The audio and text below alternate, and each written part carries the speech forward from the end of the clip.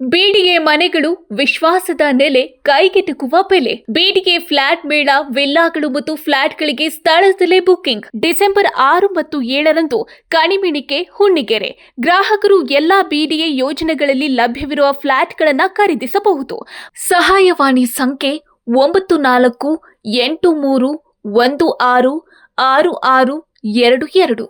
ಕಾಲ ಬದಲಾಗುತ್ತಾ ಹೋಗುತ್ತಲೇ ಸಂಬಂಧಗಳ ಸಮೀಕರಣವು ಹೇಗೆ ತಲೆಕೆಳಗಾಗುತ್ತದೆ ಎಂಬುದಕ್ಕೆ ಭಾರತ ರಷ್ಯಾ ಸಂಬಂಧಗಳು ಹೊಸ ಉದಾಹರಣೆ. ಯಾವಾಗಲೋ ಒಂದು ಬಾರಿ 2011ರಲ್ಲಿ ರಷ್ಯಾ ಭಗವದ್ಗೀತೆಯನ್ನ ಉಗ್ರಗಾಮಿ ಸಾಹಿತ್ಯ ಎಂದು ಲೇಬಲ್ ಮಾಡಿ ನಿಷೇಧಿಸಲು ಯತ್ನಿಸಿದ್ದರೆ, ಇಂದು ಅದೇ ಗೀತೆಯ ರಷ್ಯನ್ ಅನುವಾದಿತ ಪ್ರತಿಯನ್ನು ವ್ಲಾಡಿಮಿರ್ ಪುಟಿನ್ ಸ್ವಯಂ ಪ್ರಧಾನಿ ಮೋದಿ ಅವರಿಂದ ಗೌರವದಿಂದ ಸ್ವೀಕರಿಸುವ ಸ್ಥಿತಿ ಬಂದಿದೆ. ಇದು ಕಾಲಚಕ್ರದ ಅದ್ಭುತ ತಿರುವೇ ಸರಿ. ಭಾರತ ಭೇಟಿಗೆ ಬಂದಿರುವ ರಷ್ಯಾ ಅಧ್ಯಕ್ಷ ಪುಟಿನ್ ಅವರನ್ನು ಪ್ರಧಾನಿ ಮೋದಿ 7 ಲೋಕ ಕಲ್ಯಾಣ್ ಮಾರ್ಗದ ಅಧಿಕೃತ ನಿವಾಸದಲ್ಲಿ ಸ್ವಾಗತ ಮಾಡಿಕೊಂಡ್ರು. ಇದೇ ವೇಳೆ ಮೋದಿ ಅವರು ಭಗವದ್ಗೀತೆಯ ರಷ್ಯನ್ ಅನುವಾದಿತ ಪ್ರತಿಯನ್ನು ಪುಟಿನ್ ಅವರಿಗೆ ಉಡುಗೊರೆಯಾಗಿ ನೀಡಿದ್ರು.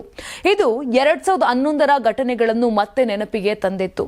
2011ರಲ್ಲಿ ರಷ್ಯಾದ ಸೈಬೇರಿಯಾದ ಟಾಮ್ಸ್ಕ್ ನ್ಯಾಯಾಲಯದಲ್ಲಿ ಗೀತೆಯ ರಷ್ಯನ್ ಅನುವಾದದ ವಿರುದ್ಧ ಪ್ರಕರಣ ದಾಖಲಿಸಲಾಯಿತು.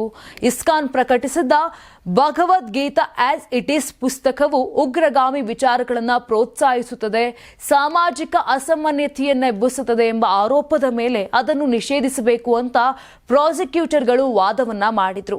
ರಷ್ಯಾದ ಫೆಡರಲ್ ಸೆಕ್ಯೂರಿಟಿ ಸರ್ವಿಸ್ ಕೂಡ ಗೀತೆಯನ್ನು ಸಂಶಯದ ನೋಟದಲ್ಲಿ ನೋಡಿ ತನಿಖೆಯನ್ನ ನಡೆಸಿತ್ತು. ಈ ವಿಷಯ ಭಾರತದೊಳಗೆ ಭಾರಿ ಆಕ್ರೋಶವನ್ನ ಉಂಟು ಮಾಡಿತ್ತು.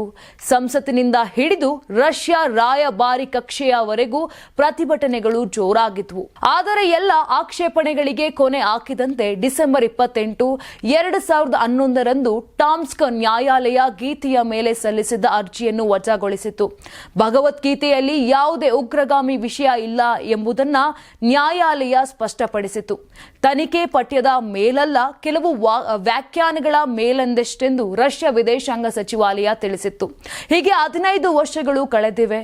ಒಮ್ಮೆ ಗೀತೆಯನ್ನ ಉಗ್ರ ಪಠ್ಯ ಎಂದು ಶಂಕಿಸಿದ್ದ ದೇಶವೇ ಇಂದು ಅದೇ ಗ್ರಂಥವನ್ನ ಗೌರವದಿಂದ ಕೈಗೆತ್ತಿಕೊಳ್ಳುತ್ತಿದೆ. 2025ರ ಈ ಮಹತ್ವದ ಕ್ಷಣದಲ್ಲಿ ರಷ್ಯನ್ ಭಾಷೆಗೆ ಅನುವಾದಿಸಲಾದ ಗೀತೆಯನ್ನು ಪುಟಿನ್ ಅವರಿಗೆ ಉಡುಗೊರೆಯಾಗಿ ನೀಡಿದ ಮೋದಿ ಭಾರತ ರಷ್ಯಾ ಸಂಬಂಧಗಳ ಹೊಸ ಅಧ್ಯಾಯಕ್ಕೆ ಮುನ್ನುಡಿ ಬರೆದಂತಾಯಿತು. ಕಾಲ ಬದಲಾದರೆ ದೃಷ್ಟಿಕೋನವು ಬದಲಾಗುತ್ತದೆ ಎಂಬುದಕ್ಕೆ ಇದು ಸ್ಪಷ್ಟ ಸಾಕ್ಷಿ. ನೀವು ಸಣ್ಣ ಆಗ್ಬೇಕಲ್ವಾ? ಅದು ಒಂದು ಉತ್ತಮ ಆಹಾರದಿಂದ ಸಣ್ಣ ಆಗ್ಬೇಕಲ್ವಾ? ಪ್ರತಿದಿನ ನಮ್ಮ ಜೀನಿ ಸ್ಲಿಮ್ ನ ಯೂಸ್ ಮಾಡಿ ಯಾವುದೇ ಸೈಡ್ ಎಫೆಕ್ಟ್ ಇಲ್ದಂಗೆ ನೀವು ಸಣ್ಣ ಆಗ್ತೀರಾ.